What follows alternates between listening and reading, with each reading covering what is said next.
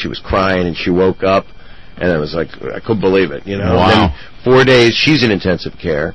After about 48 hours, I go home to sleep. She was pissed, too. Didn't want me to go home to sleep. Stay in that chair next to me. But it was fucking horrible. We give birth. The baby was, you know, they wheel your baby by you, but the baby's blue because traumatic birth. They put her in intensive care. Finally, I get the baby, my daughter, take her home, and I'm holding her, and my ex-wife's still in intensive care. And my friends, the only friends that came over at that time, it was these 4 people. It was Paul Provenza, Jackie Green, Carrie Stone. I'm holding my baby, and I haven't slept, and I've been through a lot of stress. And supposedly, this is so wrong, everybody. Please, if you're a parent, please, just realize that this is what, like, the Aristocrats kind of comedy. It's opposite of anything that I would even fathom or think. It's not an instruction manual for you people. It's nothing to practice or do. Here we go. Supposedly, I was holding my baby, and Paul said, your baby's beautiful. And I supposedly said, you can finger her for $1. Now, I don't think I did, because I said would have been $5. That's much too cheap. Now, you got to understand, I'm a comedian. I always say the worst thing. And it was just, it was the farthest thing. I had to tell this to the person that I said it about. Yeah. 6 months ago, because they did an article on it. She went, thanks, Dad. How'd she take it? She knows me. I mean, she's seen my stand-up. Yeah, as long as the story had a happy ending. Yeah. Well, it did. The mom lived, and you made a buck. Very wealthy. And I was able to tell it on here. So obviously, you know, it served a really great purpose. I feel bad that I did that. Well, but it's like when people come up to me and go, "Is it true?" I go, "Was what true?" Well, at least you only said it. Yeah, right. There you go. Yeah, nothing. Never have. People always they talk about the line and, you know, where do you draw it and why do you say such awful things, and there's just something funny about the most inappropriate, horrid thing you can say. It's not so much clinically what you're saying, it's that you're actually saying it that makes it funny. Impossible. Right, it's absolutely impossible. Impossible, and it's never, you know, in the Aristocrats, for example, Gilbert Gottfried made a 9/11 joke. Didn't do well. And I have trouble with them, the 9/11 jokes. Yeah. But I understand where they come from. I don't laugh, but I'll stare and go, all right. You know, I mean, I'm not going to kill somebody for it. I know what he did it for. And then he did the Aristocrats joke at that Comedy Central special. You saw the Aristocrats. Saw. I did. It's bizarre. It's wild. I loved it. I didn't think you guys could pull it off, to be honest with you. Well, it was Penn and Paul. They really...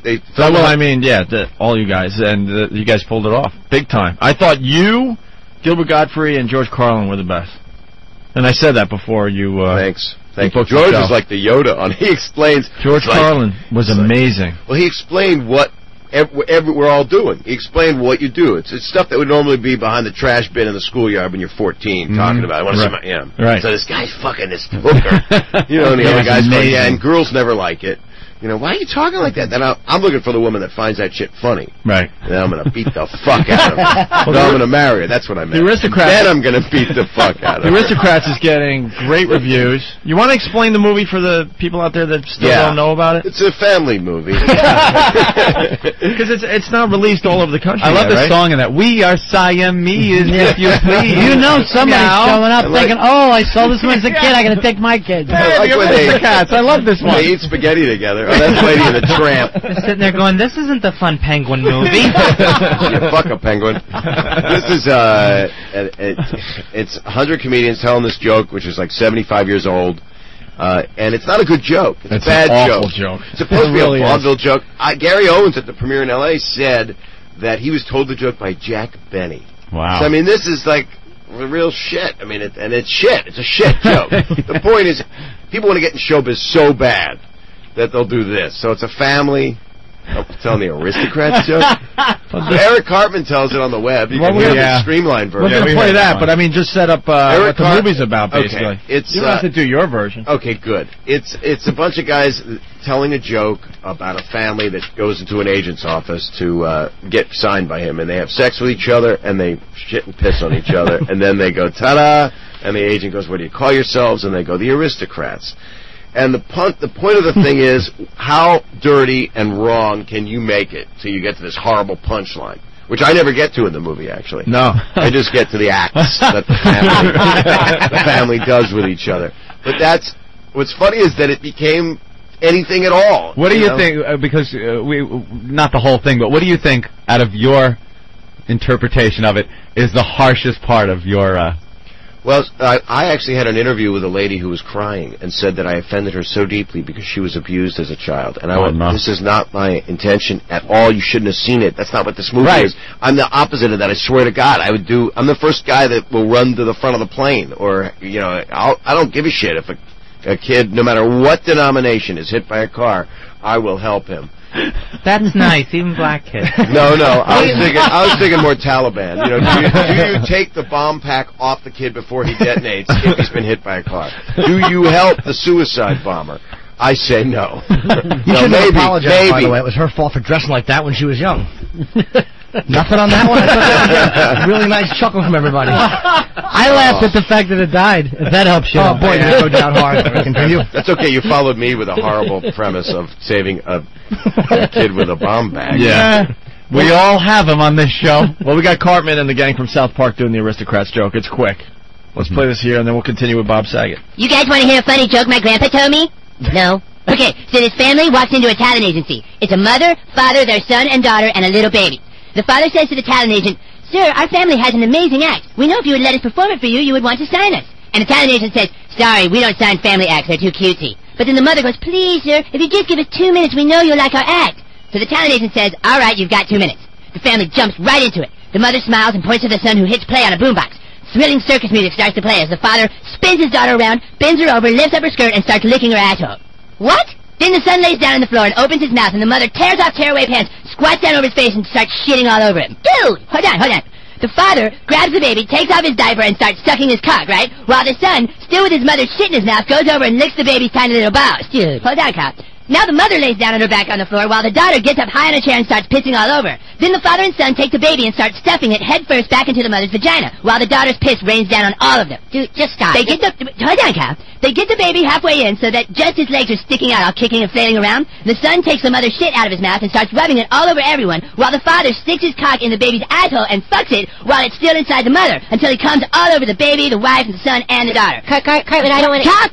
Hold on, please. Then the father gets up and says, "And now for our impersonation of the victims of 9/11. And the whole family starts running around the room, screaming and laughing with their dicks and titties all flapping around, covered with shit and piss and cum, going, "Ah! The baby's coming down! Help!" And finally the family runs back to the center of the room and goes, "Ta-da!"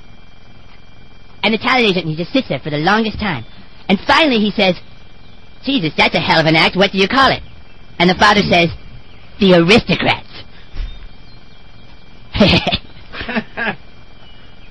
I don't get it. Neither do I. And there you have it. And there is no punch. And the joke is, aren't we classy? That's the punchline. Right. So and that's what's interesting, too. The movie really is a documentary, as you know. It's set up kind of like artistically. They talk about there's no punchline. Yeah. And some people talk about the punchline with a relish, like it's good. You know, Billy Connolly says he likes it. And I love the movie.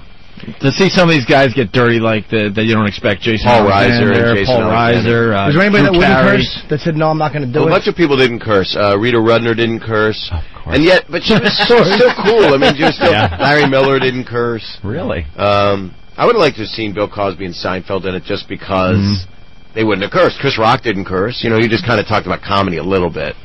You know, but they agreed to be part of it because of the people involved in it. Right. And the guys, they had an amazing editor. And it's doing really well. It opens August 12th all over the country. And then if it does well and gets legs, they will spread and pollinate themselves and get more theaters. And the movie's not rated. No, but it should be NC-17. The language is as bad as it gets. Howie Mandel he says cunt about 30 Howie times. Mandel, really? Yeah. That's not a good word. You rarely see it in movies these days. No, not enough. That's a good one. It's a good word as a noun. It's great as an adjective. I was on her show yesterday. She's kind of attractive. She told me she has 4 kids. I went, whoa, cock blockers. Really? Yeah, she's very CNN. Yeah, she's beautiful. This is proof, this story, that there is no God. Yeah, we hit on this one already. Dana Reeve, Christopher Reeve's wife that sat there with him all those years, just found out she has lung cancer. No. Where is a God that would do such a thing? Oh, boy. The woman's wiping his ass for years, and maybe gets that's done. how she caught it. Oh my! I hope not. God. I hope not. Yes, you do catch lung cancer from wiping asses there. Well, we don't know. We don't know. We don't, do we? Well, Peter Jennings was fucking great. Yeah. He was great. I hate when great people die. Why can't the fucking shitheads die? He's like Geraldo, you meant to say. No, I don't want to Of course name you him by did. name. Bill O'Reilly. Journalist, indeed. Bill O'Reilly. Stop Indeed. it. Peter Jennings was one of the last of the old school real journalists. And Manson is as healthy as can be, and he smokes every day, and he's enjoying whatever the hell goes on in prison. I think he had LASIK eye surgery. Yeah. His eyes just get great. more. But Peter Jennings, I was watching, you couldn't help but watch like an hour because you watched him for so many years. This guy's a fucking genius. He was just a Renaissance guy. He really loved his audience. A full broadcaster. Loved the people he was broadcasting to. It doesn't get any better than that. Yeah. He's the best. He had dignity and respect as a journalist. And not a like big cock, I hear. Huge. Yeah. Huge. He had to change his name to Peter. Originally. And Keith, was it you that I am me? The other night, I got I am from some dummy who goes, Tom Brokaw died. Oh, no, it wasn't you? I hate the web. There's another guy I love. New York's fucking finest. All the names wrong. Yeah, but he's a cop. Of all the people that should Next thing know it'll be detail. like, Charo died. No! Say no. Let's go to Pennsylvania. Chris, what's up?